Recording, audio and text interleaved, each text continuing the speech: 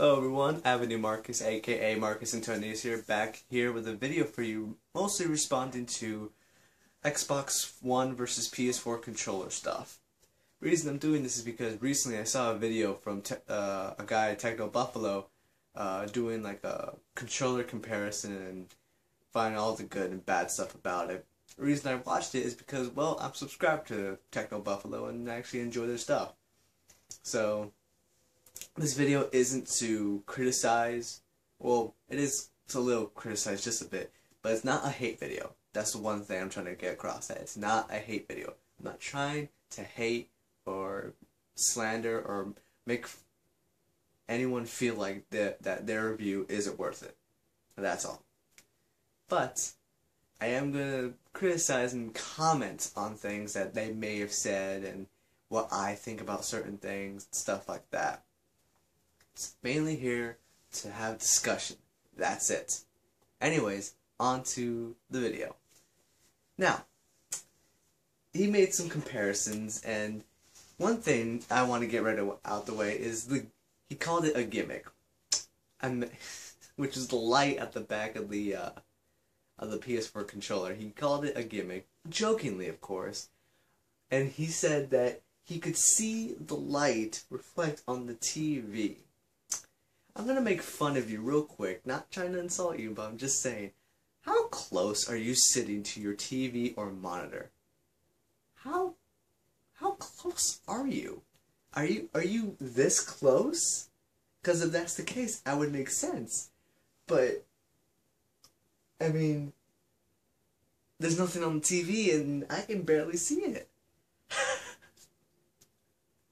So I don't know. I would have to say that's a little honky. Well, what's the right word for that? I don't know. That's a bit odd to say that the light is very distracting when it comes to gameplay. Okay. Another thing that he said is that it doesn't look as good as the Xbox controller. It's not exactly meant to for looks. It's not meant to ooh you and ah you with specialness. Not make you feel like, oh, you want to play it, and then when you play it, it doesn't feel as good. No, it's meant to feel good in your hands. And he did say that, you know, it does feel good in his hands. So, you know, I'll give him that. But hold on now. This is a different generation, okay? They're certainly not going to go with the same design they went. They're not going to copy and paste it. So, you know, plus, I'm going to say it, this controller does look good, so watch yourself. You might get crucified for saying that the PS4 controller looks bad. Another thing was the share and option buttons. He did positively talk about the share buttons and the option buttons. And what was really funny to me was that he said that I find myself looking for the buttons down here. That's a little because to me, I feel like I'm not using a PlayStation. I feel like I'm using something brand new. I feel like I'm using something that we're gonna use in the future, not what what most people are still using right now, whether it be the 360 or the PS3 controller. So for him to be like, oh, you know, I find myself looking for the start and select buttons, that's gone now. That's done.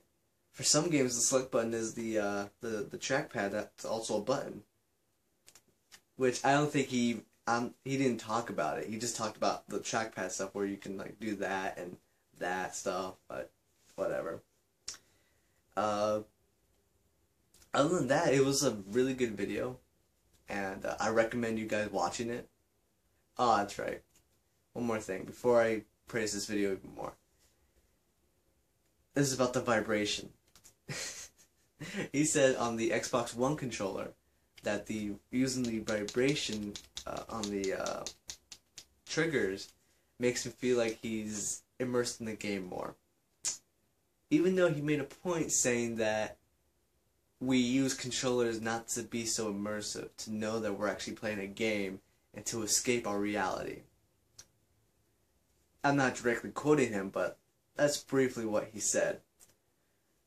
If you're playing any FPS shooter, for me at least, I want that functionality off at all times. Why? Accuracy, accuracy, accuracy.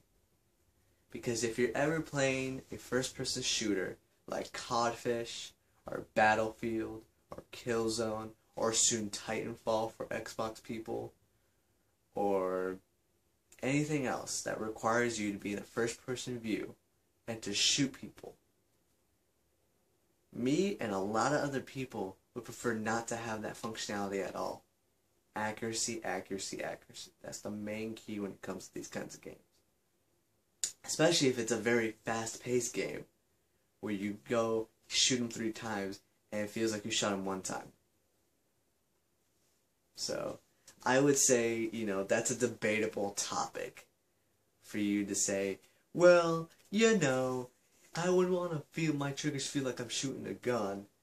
Well, if you want to shoot a gun, all you have to do is go to a range, find someone who has a gun, or someone who owns a shop and will let you rent a gun, and after that you can, just shoot the gun. By the way, this is an airsoft gun, not real. Anyway. So, really, that's a little unnecessary to say that it makes you feel like you're shooting a gun. I don't know, it just seems odd. I mean, yes, you're supposed to be immersed, but at the same time, it's a video game. So, I don't know, I'm stumbling over my words at this point, but I'd say overall, it was a good video that he did, and I'd recommend you guys watching it.